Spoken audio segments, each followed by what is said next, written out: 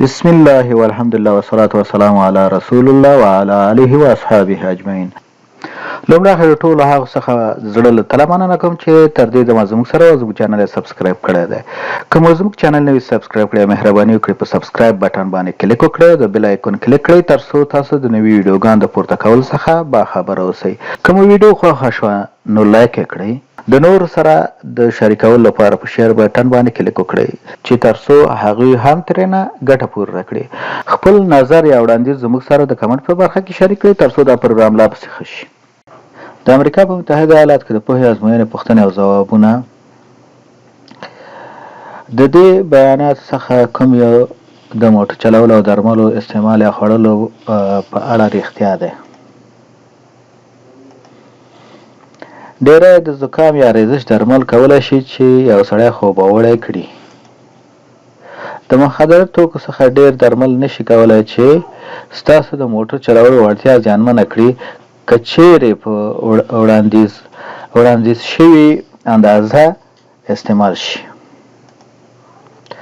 درمل په هر وخت کې د اخیستلو لپاره خوندي دي که چیرې ډاکټر لخوا وړاندیز شوي اندازه کې استعمال شي، یعنی تاسو ته ښودل شوې اندازه د ډاکټر لخوا نه تجویز شوې اندازه کې استعمال کړئ.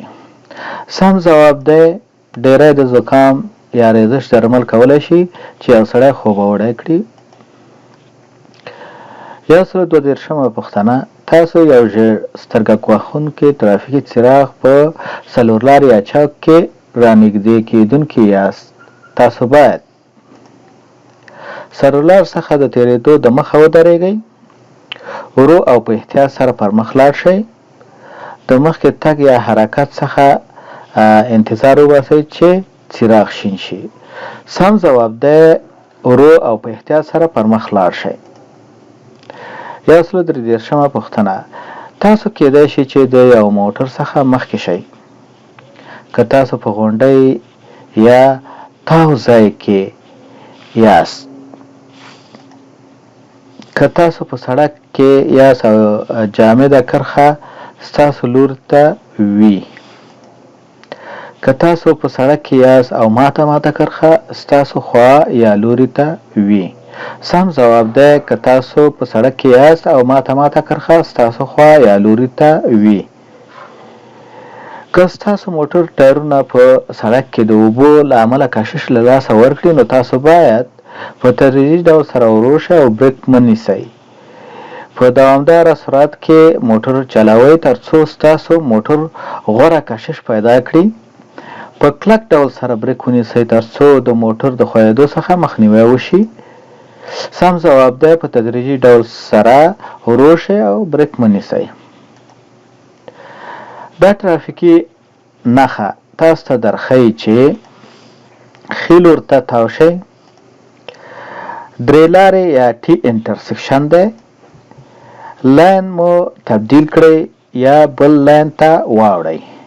سم ځواب دی درې لارې یا ټي انټرسیکشن دی. 134 پوښتنه: تاسو غواړئ چې په دوه طرفه سړک کې پورته لور ته خپل موټر پارک کړئ او هیڅ کومه څنډه یعنې کرب د سړک غاړې ته موجوده نه ده. کوم طرف یا لوري ته تاسو د خپل موټر مخکیني ټایرونه یا ویلونه تاووئ؟ مستقیم مخامخ، چپ د سړک د مرکز یا منځ په لور، ښي لوري د سړک څنګ ته. سم ځواب دی ښي لوري د سړک څنګ ته. 134 پوښتنه: دا ترافیکي نښه یا علامه په دې معنا تاسو په ناسمه یا غلطه لار روان یاست او د بل لوري څخه ستاسو په طرف موټر راتلونکی دی چې تاسو په سمه لار روان یاست. تاسو د درېدو علامې ته نږدې کیدونکي یاست. سم ځواب دی تاسو په ناسمه یا غلطه لار روان یاست او د بل لوري څخه ستاسو په طرف یا لوري موټر راتلونکی دی. 138 پوښتنه: دا ترافیکي نښه یا علامه په دې معنا تاسو د بل موټر څخه تېرېدلی نه شئ چې په احتیاط سره تېر شئ یا واوړئ. تاسو کولی شئ چې په عادي ډول سره تېر شئ یا واوړئ. سم ځواب دی چې په احتیاط سره تیر شئ یا واوړئ. 109 پوښتنه: دا ټرافیکي نښه یا علامه په دې معنی چې کیڼ لوري ونیسئ یا کیڼ لوري ته حرکت وکړئ، مخکې په سړک باندې موانع یا خنډ موجود دی. چې په سړک باندې مخامخ په عادي ډول حرکت ته دوام ورکړئ. چې ښي لور ونیسئ یا ښي لور ته حرکت وکړئ، مخکې په سړک باندې موانع یا خنډ موجود دی. سم ځواب دی چې ښي لور ونیسئ یا ښي لور ته حرکت وکړئ، مخکې په سړک باندې موانع یا خنډ موجود دی. 140 پوښتنه: لوی لارۍ یا ټرک مخ ته اضافي ځای یا فاصلې ته اړتیا ده ترڅو نور موټر چلونکي کله چې دوی غواړي ورو شي. ټرک یا لارۍ ډرایور موټر ودروي، نور موټر چلونکي آزادې لارې یا فریوای ته ور داخل شي. سم ځواب دی ټرک یا لارۍ ډرایور موټر ودروي، یعنی مخ ته فاصله وي چې په ټرک ډرایور یا د لارۍ ډرایور په اسان سره خپل موټر ودروي، ځکه چې د وړو موټر په نسبت لوی لارۍ زیاتې فاصلې ته اړتیا لري.